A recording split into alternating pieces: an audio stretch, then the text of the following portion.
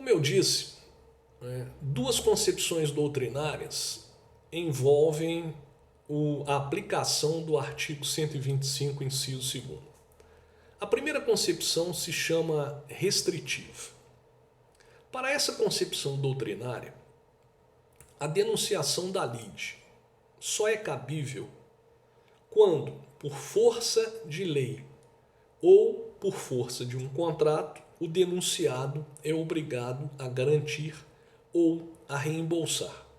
E ainda, para que a denunciação da lide seja admitida, para que ela seja aceita pelo juiz, a denunciação da lide não pode acrescentar um fundamento jurídico novo que não era objeto de discussão na demanda principal. Então, para oferecer a denunciação da lide, você não poderia trazer à tona a discussão de um fundamento jurídico novo, de um fundamento jurídico que não está sendo objeto de discussão na ação principal. Então, com base nessa concepção doutrinária, por exemplo, a administração pública, numa ação movida contra ela por um ato praticado pelo seu servidor, não poderia denunciar da lide o servidor. Por quê? Porque isso representaria o acréscimo de um fundamento jurídico novo, que não é objeto da demanda principal. Para quem não está entendendo, na demanda principal está se discutindo a responsabilidade civil objetiva da administração pública, independente de culpa. Se a denunciação da lide fosse aceita, estaria trazendo para o interior do processo um fundamento jurídico novo, que seria a discussão sobre a responsabilidade civil subjetiva do servidor. A responsabilidade civil com culpa, você tem que demonstrar a culpa do servidor. Então, para essa corrente doutrinária, para essa concepção doutrinária, não é possível a denunciação da lide, porque representaria no acréscimo de um fundamento jurídico que não está sendo objeto de discussão na demanda original.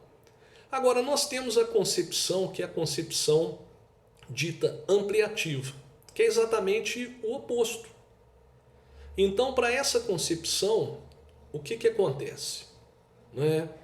Mesmo que se acrescente uma discussão nova, sob o ponto de vista de um fundamento jurídico, mesmo que se aumente a atividade probatória, a denunciação da lide deve ser admitida.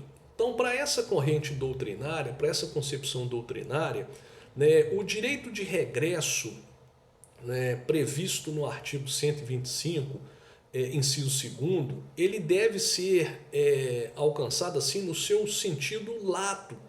Ele alcança não só direito de indenização, mas ele alcança também direito de reembolso, ele alcança direito decorrente de subrogação, ele alcança direito decorrente de garantia própria ou imprópria, ele alcança direito decorrente de indenização por enriquecimento ilícito, por repetição de indébito. Então, o sentido do direito de regresso aqui deve ser elastecido. E como eu disse há pouco, ainda que se aumente a atividade probatória, ainda que se acrescente novas discussões, a denunciação da lide deve ser aceita, deve ser admitida, porque isso é salutar para o processo. Isso aumenta a eficiência processual e, de certa forma, traz uma harmonização para o julgado. Por quê?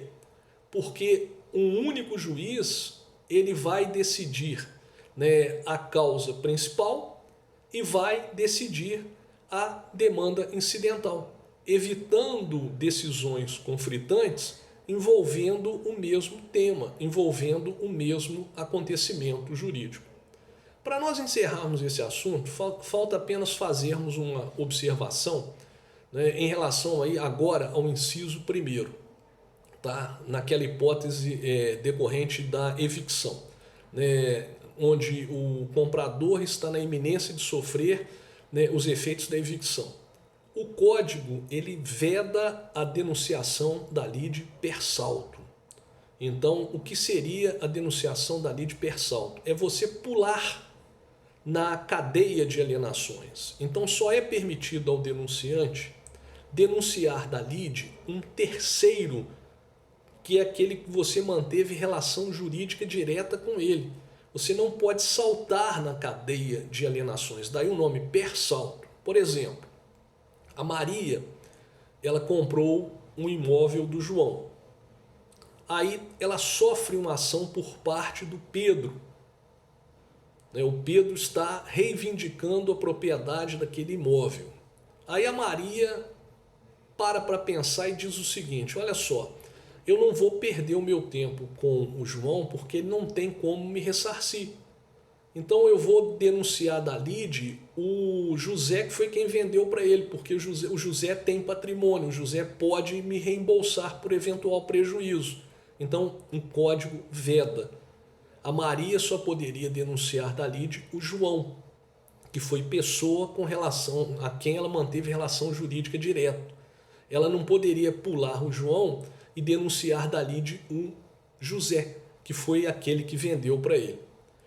No próximo bloco nós falamos do procedimento e encerramos o tema denunciação da lide. Até breve.